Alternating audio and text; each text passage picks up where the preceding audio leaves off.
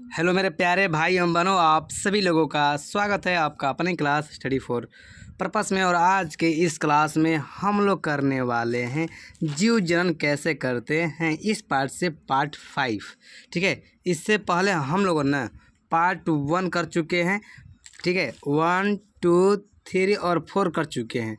और अब बात किया जाए क्वेश्चन के बारे में, तो हम आप लोगों को जीव जनन कैसे करते हैं टोटल अभी तक 40 प्रश्न कराए हैं। और जो आज की क्लास है ना, ये क्लास आपके लिए काफ़ी महत्वपूर्ण है। ठीक है, तो चलिए क्लास को स्टार्ट करते हैं बेवजह देर किए हुए। देखिए, प्रश्न नंबर 41 सवाल क्या है जी हम लोग का। सवाल यह है, गन्ना, गुलाब एवं अंगूर के कृषि में किस जनन विधि का उपयोग किया जाता है?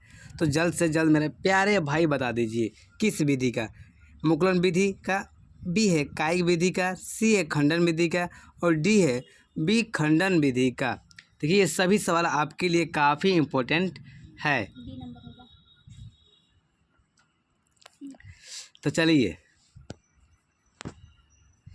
जो इसका ऑप्शन नंबर जो बी है ना जी, बिल्कुल सही है। ठीक है, कायिक विधि का होगा। ठीक है, और आपके बोर्ड एग्जाम में इसी प्रकार से प्रश्न दिए रहेंगे जी। ठीक है मेरे प्यारे भाई, तो चलिए, जितने भी मेरी प्यारी बहनें इस वीडियो देख रही हैं, तो आप लोग एक लाइक कर दीजिए।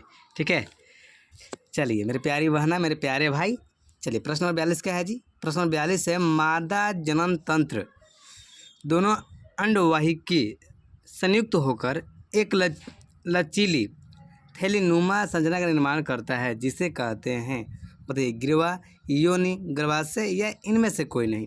देखिए, इसी प्रकार से आपके बोर्ड एग्जाम में सवाल पूछे जाएंगे और आप लोगों को आंसर बताना होगा। ठीक है, और नहीं बताइएगा तो उसका आप परिणाम जान रहे हैं जी। इसका सही उत्तर क्या हो जाएगा? गर्भाशय। ठीक ना, ऑप्शन नंबर जो सी है वो बिल्कुल सही है। ठीक है, चलिए मेरे प्यारे भाई, अगला प्रश्न क्या है जी हम लोग का। अगला प्रश्न है, देखिए ये सवाल आपके लिए काफ़ी इंपॉर्टेंट है जी। सवाल में ध्यान से देखिएगा। माँ के रुधिर से पोषण मिलता है। ठीक है, ऑप्शन नंबर ए जो है वह क्या है जी? ऑप्शन नंबर ए भ्रूण को, बी है गर्भाशय को, सी है ग्रीवा को और डी है शुक्राणु को। तो जल्द से जल्द मेरे प्यारे भाई बता दीजिए मेरी प्यारी बहना। चलिए, क्या हो जाएगा इसका सही उत्तर? इसका सही उत्तर हो जाएगा भैया हम लोगों का ऑप्शन नंबर ए, भ्रूण को। चलिए, ये तो प्रश्न आप सभी लोगों को याद होगा जी, क्योंकि ये सही प्रश्न आप लोग जानते हैं। मानव मादा में गर्भकाल का समय होता है। ऑप्शन नंबर ए 9 माह, 10 माह या 12 माह या 8 माह। तो जल्द से जल्द मेरे प्यारे भाई बता दीजिए, मेरी प्यारी बहन बता दीजिए सही उत्तर क्या होगा। तो आप लोग जानते ही हैं कि भैया हम इस प्रश्न को उत्तर जानते हैं कि जो आप लोग ऑप्शन नंबर ए है वह बिल्कुल सही है जी, 9 माह नहीं। चलिए, अगला प्रश्न क्या है जी? अगला प्रश्न है, चलिए अगला प्रश्न क्या है हम लोग का। चलिए, वो दिख रहा है ना, ऋतुस्राव या रजोधर्म का समय होता है। ऑप्शन नंबर ए है 2 से 8 दिन, बी है 3 से 9 दिन, सी है 4 से 10 दिन और डी है 5 से 11 दिन। तो जल्द से जल्द मेरे प्यारे भाई बता दीजिए आप लोग इस सवाल का उत्तर क्या हो जाएगा। चलिए, क्या हो जाएगा जी हम लोग का? जो ऑप्शन नंबर ए है वो बिल्कुल सही है भैया, 2 से 8 दिन। ठीक है, और रजोधर्म का समय होता है। चलिए, प्रश्न नंबर 46 क्या है जी? प्रश्न नंबर 46 है, निषेचन क्रिया के पश्चात युग्मज में क्या बनता है?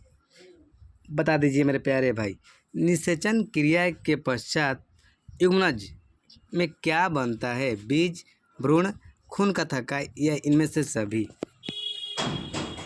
क्या हो जाएगा जी इसका सही उत्तर? चलिए, जो इसका सही उत्तर होगा वह होगा आप लोग ऑप्शन नंबर बी, भ्रूण।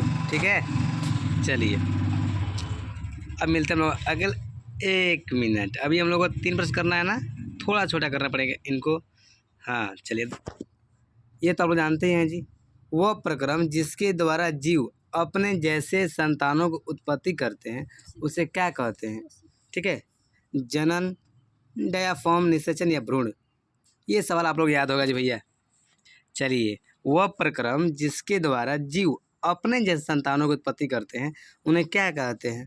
भैया उन्हें हम उनको याद किए हैं कि उन्हें हम जनन कहते हैं। नहीं, जो ऑप्शन नंबर ए है वो बिल्कुल सही है जी। ठीक है, चलिए अगला प्रश्न क्या है जी, जनन कितने प्रकार के होते हैं? बता दीजिए मेरे प्यारे भाई, जनन कितने प्रकार के होते हैं? चलिए, जनन कितने प्रकार होते हैं? 2, 3, 4 या 1? चलिए, जो जनन है वो मुख्यतः कितने प्रकार होते हैं जी?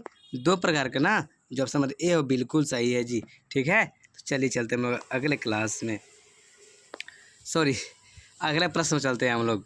अगला प्रश्न क्या है जी, इनमें कौन अलैंगिक जनन की विधि है?